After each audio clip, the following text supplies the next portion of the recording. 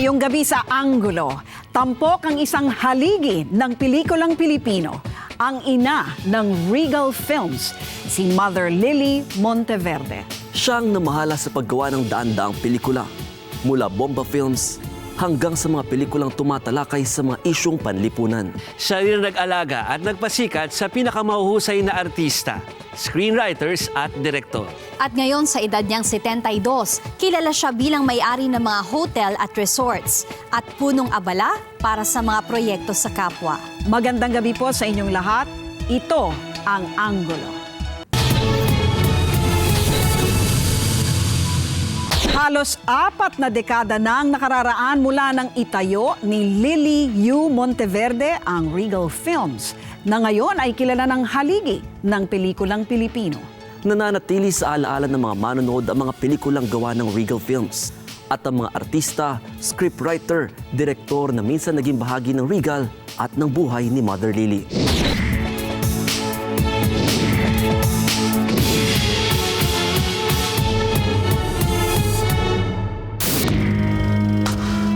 It has been 52 years already in my life doing all this showbiz work.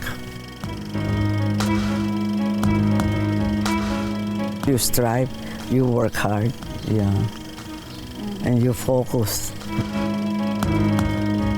I will always be a regal mother.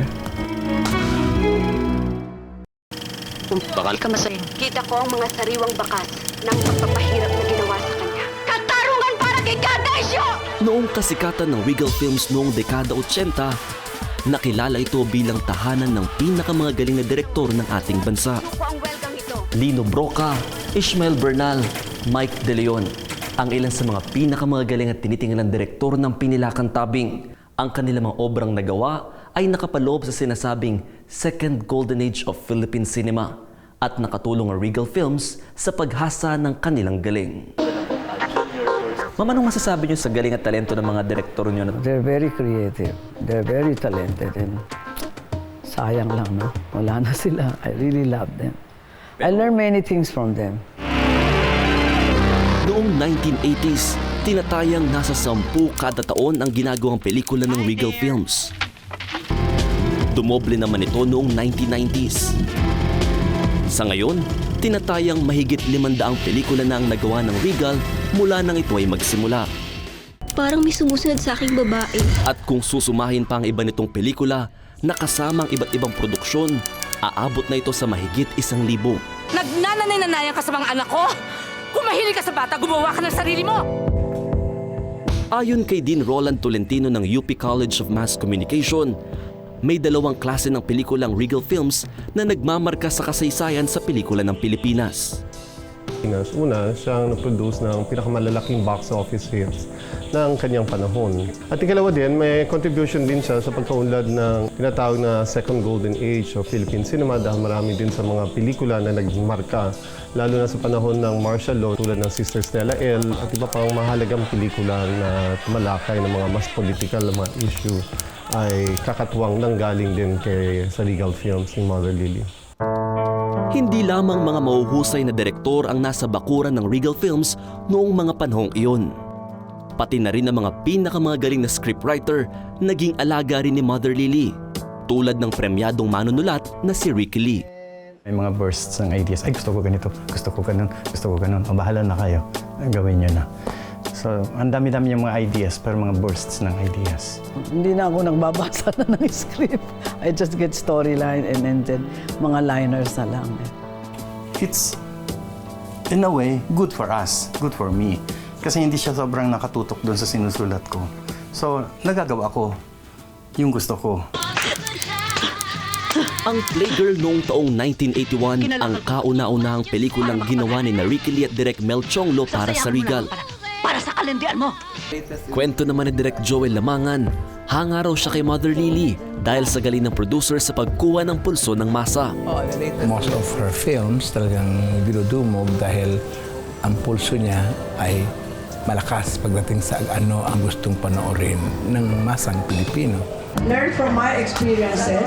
Ang totoo, mas marami pa siyang ginawang pelikula ng mabilisan. o ang tinawag na pito-pito noon dahil sa kinakailangan matapos ang produksyon sa loob lang ng 7 araw. Yung worst of professionalism, lalo na yung pagtaguyod ng kanyang pito-pito films, 7 shooting days or a budget of 7 million, napatayan yung shooting days sa production na yun, post-production, pinag-combine mo. So yun yung worst example ng exploitation. Ang tinatawag natin, pinanggalingan ang tinatawag natin ngayong indie film. Siya ang kauna-unahang gumawa noon, pero noon ay pinupulaan siya.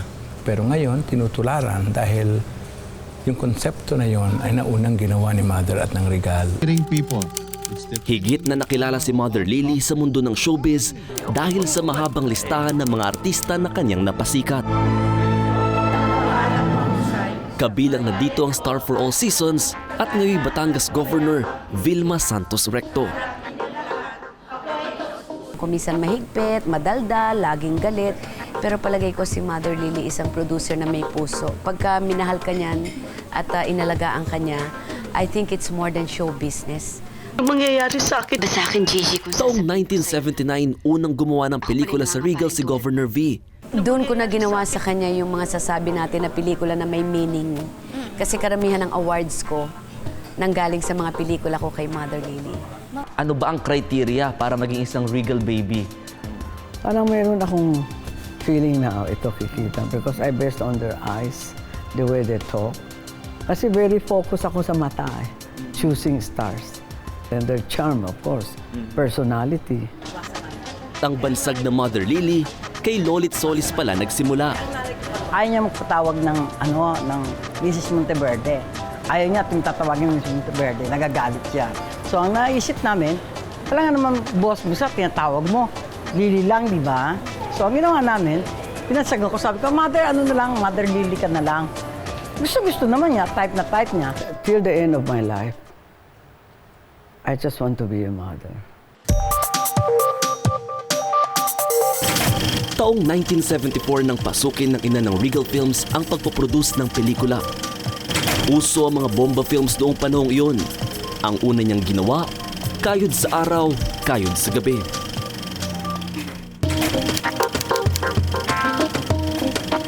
Punta naman po ko, Mother, doon sa first movie na pinroduce po ninyo, yung Kayod sa Araw, Kayod sa Gabi, 1974. Yes. How's the experience po? Well, up to now, I feel that I'm still kayod sa araw at kayod sa gabi.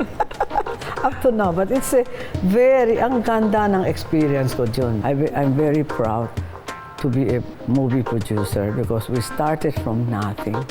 Tumabo sa takilya ang pelikula at kumita ng 4 na milyong piso sa box office, na noong panahong iyon ay napakalaking halaga na. Ito ang naging simula ng Regal Films. Mula sa paggawa ng bomba films, unti-unting nag-iba ang tema ng kanyang mga pelikula, lalo na noong panahon ng martial law. Lahat ng mga movie before is not only to make money, it's something, there is a statement. There is something na very, related, yun sa tunay na buhay. Inamin ni Mother Lily na ang ilan sa kanyang mga naiproduce na pelikula ay salamin ng sarili niyang buhay. Lahat po ba ng mga movies niyo ay may kinalaman din sa inyong personal life? Well, some of them, of course. Can you name us some po? Well, of course, relasyon. Yung relasyon natin, parang napako na lang doon, ganun. Broken marriage, di ba? Yeah, when you were young, di ba, parang it's very fresh, the relationship. And then, siyempre, husband and wife also, they fought. And then, of course, mano po. Sa katunayan, ang ancestral house ni Mother Lily sa Binondo ang naging setting sa ilang eksena sa Manupo 1 at 2. Ang Manupo 1 daw ang pinakamalapit sa kanyang buhay. Bakit kayo tinatawag na Tiger Lady? Niloloko mo ba ako? Sa aking panayam sa Regal Mother, nag-aalala ako kung totoo ang aking naririnig at nababasa na mabilis daw siyang magbago ng mood, kaya bago pa ako masampulan. May katotohanan po bang sa mga nasusulat kasi parang mabilis daw po kayo magbago ng mood? Kaya. Bakit po? Well, maybe it's inborn na yan, Pero mukhang maganda ang gising ni Mother ngayong araw. I'm in good mood, ha? Thank you po, ha? Wala ako sa mood minsan.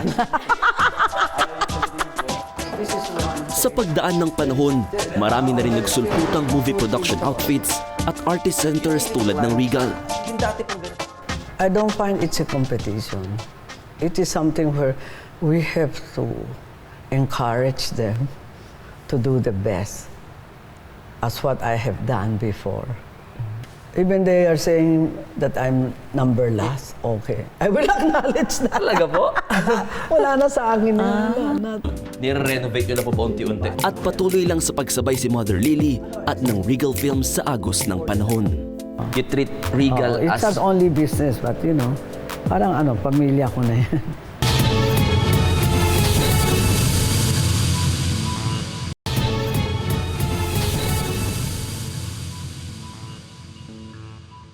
Sa edad na 72, retirado na sa paggawa ng pelikula si Mother Lily at naipasa na niya sa kanyang anak ang pamamahala ng Regal Films. Ngunit abala pa rin siya sa negosyo at sa pakikipagkapwa sa mga lugar na espesyal sa kanya, tulad na lamang sa Taal, Batangas.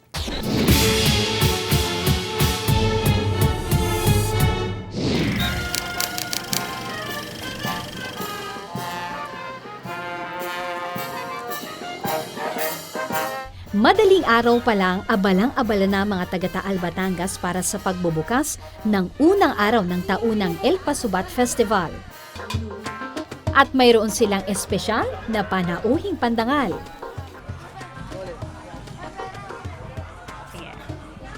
Tatlong araw na ipinagdiriwang ang El Pasubat Festival. Dito tampok ang mga natatanging produkto ng Taal, Batangas. At isa sa mga inimbitahang panauhin, walang iba kundi ang adopted mother ng bayan, walang iba kundi si Mother Lily. Alas 7 ng umaga, magsasama-sama tayo para sa El Pasubat Taal Musal. Mother Lily, bumati ka muna sa mga taga-Taal ngayong umaga nito. Good morning po sa inyong lahat. And you know, I'm also a Taalina. Hindi man dito nakatira, napamahal na raw kay Mother Lily ang bayan ng Taal. Masarap at malinam na. Taal is very memorable to me. When I was young, at age 8, my father used to bring me already to go to mass.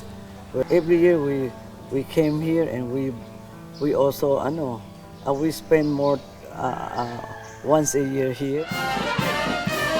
Halos mag-aalas 10 na ng umaga nang formal na binuksan ni Mother Lily ang El Pasubat Festival.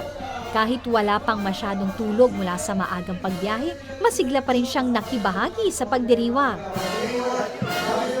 Matapos pasinayaan ng ribbon cutting, dumiretso siya sa opisina ni Taal Mayor Michael Montenegro para magpalamig.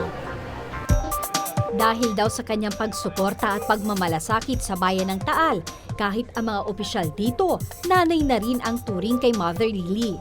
Malaki ang naitulong dito ni Mother. Nung dumating dito si Mother, para bang lalong umangat ang Taal. Yes.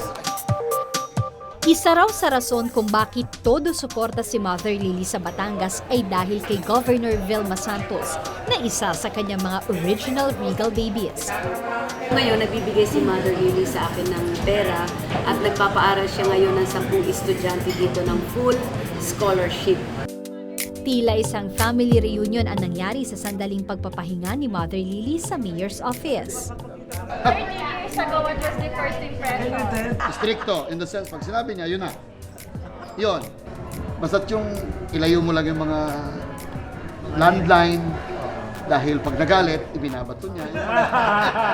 Nang mauso ang cellphone, every week, nagpapalit siya ng cellphone, ibinabato niya. That's why I cannot afford to buy the expensive. Yeah, that's true. 1,200. Bandang tanghalian na magpaalam si Mother Lily sa mga kaibigan.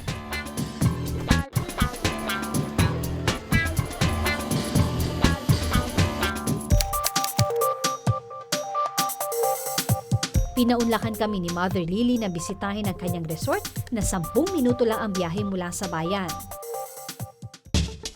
Parang baby rin daw kung ituring ni Mother Lily ang kanyang mga negosyo. Napaka-hands-on niya sa lahat ng bagay. From curtains to sa lahat ng furnitures na dinadala niya dito. Si Mother talaga yung personal na bumibili niyan para sa resort. Bukod sa Regal Films at ang kanyang resort sa Batangas, nasa Timog Avenue sa Quezon City naman ang kanyang hotel, ang Imperial Palace Suites. I go on other businesses just to prepare for my retirement.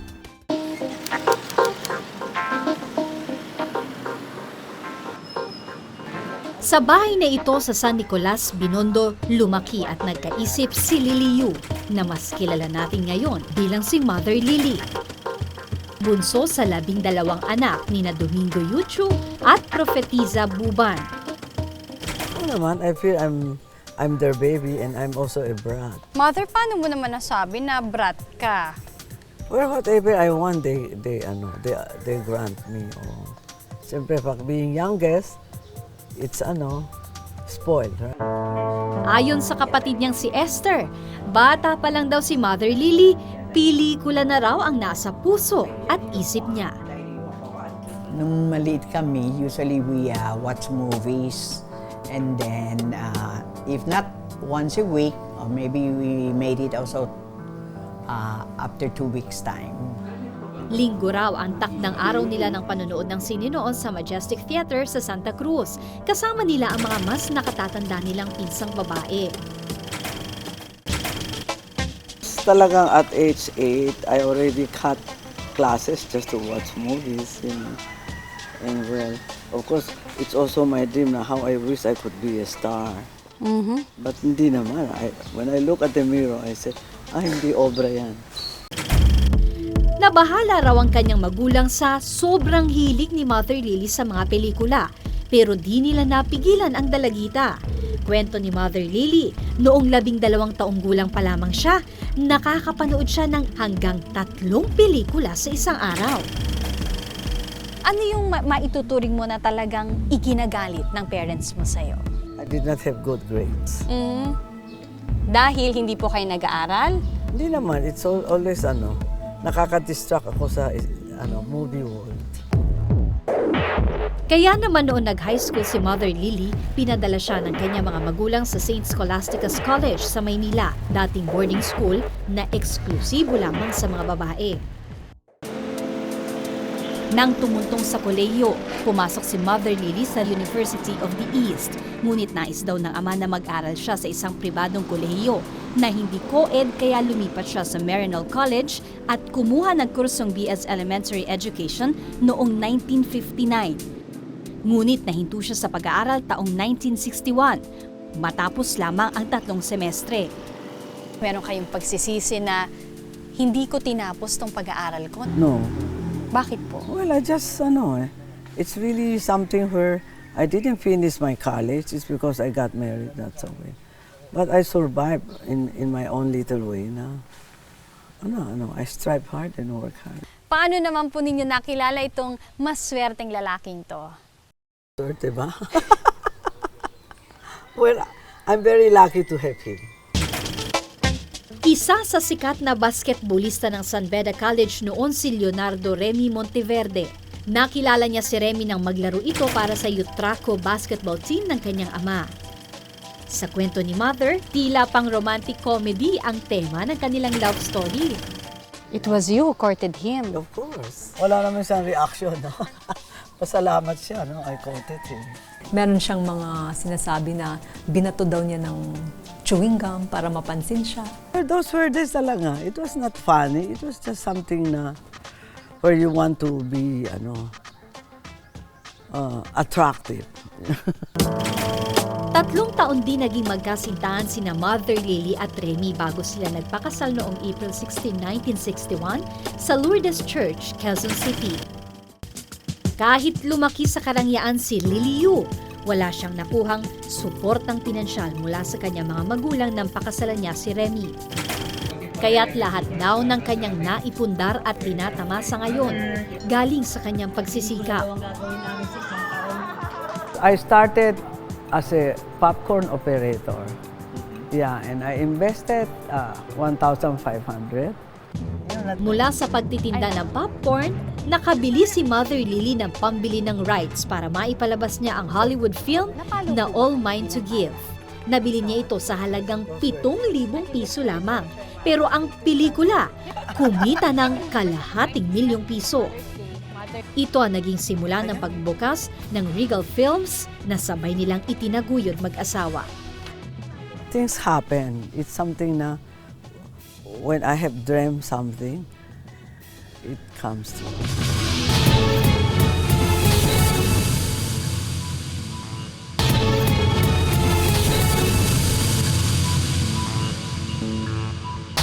Madalas nating mabasa sa dyaryo o mapanood sa TV si Mother Lily Monteverde.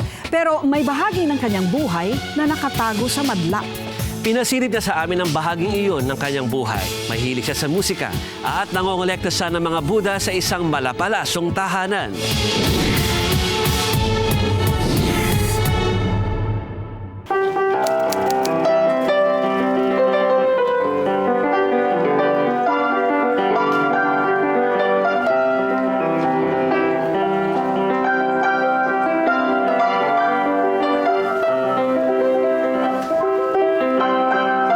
Malayo sa mga ingay at intriga ng show business, ang pagtugtog ng piano raw ang isa sa mga kinahiligan ni Mother Lily.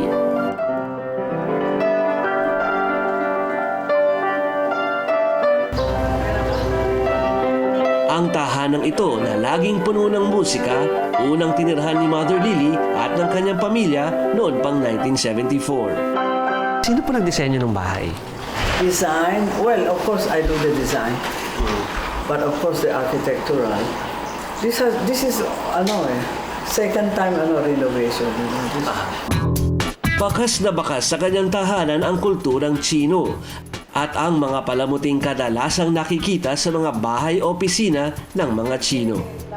Kagaya na lang ng kanyang koleksyon ng mga Buddha. How did you collect all the Well, these are all. Sometimes when I go abroad, I see things. Collection. So binibili niyo na lang siya? So maganda yung sinabi niya sa akin kanina na naniniwala kayo ng konti sa feng shui pero it's more of you trust God. Mas okay na paniniwala. Yeah. Sa kabila ng mga pampaswerte, taimtim daw ang paniniwala niya sa Diyos at sa mahal na Birhen. Sa ikalawang palapag ng kanyang tahanan, makikita ang dalawang malaking imahe ng Our Lady of Manaoag. Meron kayong Mother Mary. Our Lady of Manaoag. That's my name. I have two. Meron kayong devotion kay Mama Mary. Meron. So talagang lahat ng mother connection, ano? Maraming ang biyayang ipinagpapasalamat si Mother Lily. Kasama na rito ang tinuturing niyang pinakamalaking biyaya ng Diyos sa kanya, ang kanyang 5 anak. Siyempre gusto kong malaman kung papaano maging isang ina ang isang Mother Lily. You know, in this house, we live together. All of Nandito us. kayo lahat? We are in one room. So kahit po nag-asawa na sila, yes. Gusto nyo nandito sila? Yeah. Decision nyo na ninyong mag-asawa? Yeah, but even it's not coming from my decision. Talaga, I really so proud of my family. They're so loving. Ibinahagi sa amin ng pangatlong anak ni Mother Lily na si Rosel kung paano maging isang nanay ang ina ng Regal Films. Very strict when we were growing up. We need to be awake at a certain time, do our homework, and she really always managed what we eat. So, pati vitamins, milk. At ngayong sumunod sa yapak ni Mother Lily si Rosel sa pagiging producer, hindi pa rin daw nagbabago ang kanyang ina sa paggagabay sa kanya.